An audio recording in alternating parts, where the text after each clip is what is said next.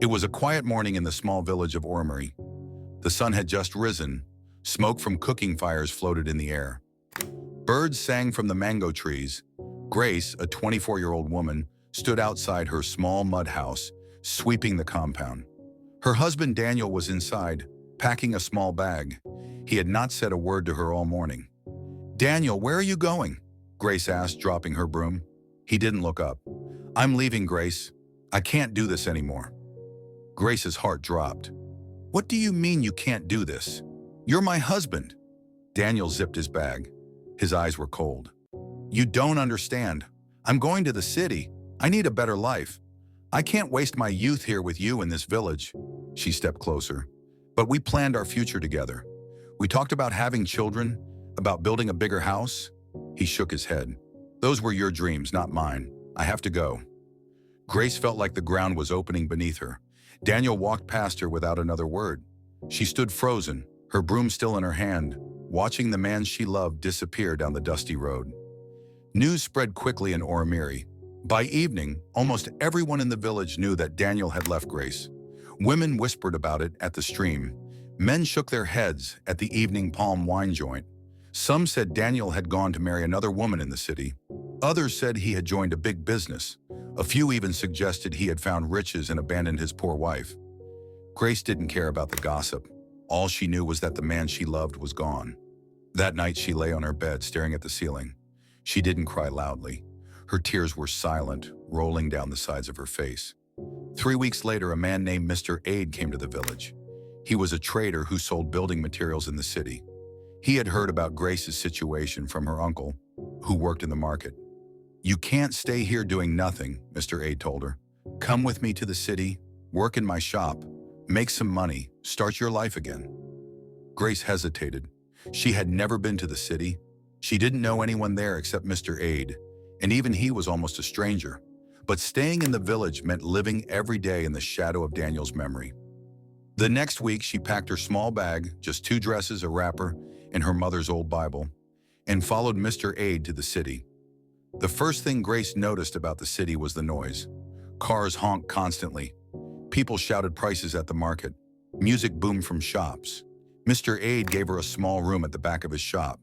Her job was to arrange goods, record sales, and sweep the shop floor. It was hard work, but at least she was busy. At night, she would sit outside her small room, watching the city lights. Sometimes she thought about Daniel. Was he somewhere close? Did he ever think about her? One Saturday morning, Grace went to the market to buy stock for the shop. As she was checking prices for nails and cement bags, she heard a familiar voice.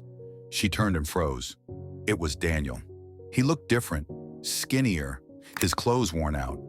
He was arguing with a food seller over the price of beans. Her heart raced. She wanted to walk away, but something inside her told her to stay. "Daniel," she called softly. He turned and his eyes widened. For a moment, neither of them spoke. Then he gave a small, bitter laugh. "So you're here now?" "Yes," she said. "I work in a shop." He scratched his head. "That's good."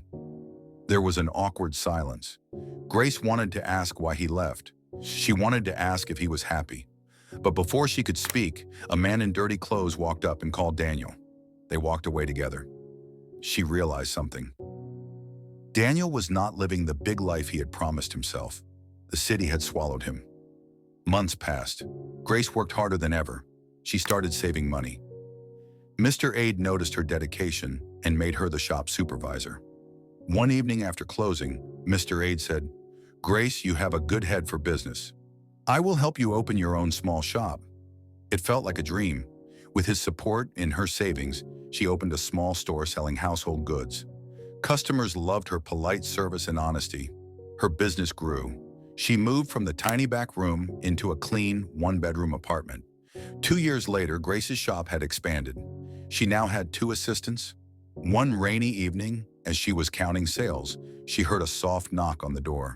She opened it and gasped. It was Daniel. He was drenched, holding a torn bag. His eyes were tired. "Grace," he said quietly, "I have nowhere to go." Her heart twisted. Memories of pain and tears flashed before her. She could smell the rain on his clothes. "I'm sorry," he said. I thought I could make it. I thought the city would give me everything. But I lost everything. Please, help me." Grace looked at him for a long time. Part of her wanted to slam the door. Another part remembered the love they once shared. "Come in," she finally said. When Grace visited the village months later, she came with Daniel. Not as a broken woman abandoned by her husband, but as a successful shop owner. People whispered again, but this time their voices were full of surprise. Some said Grace must have used magic to succeed. Others said it was God's blessing. Grace didn't care what they thought. She had survived heartbreak. She had built a new life. And whether Daniel stayed or left again, she knew she would never be the same scared girl he once walked away from.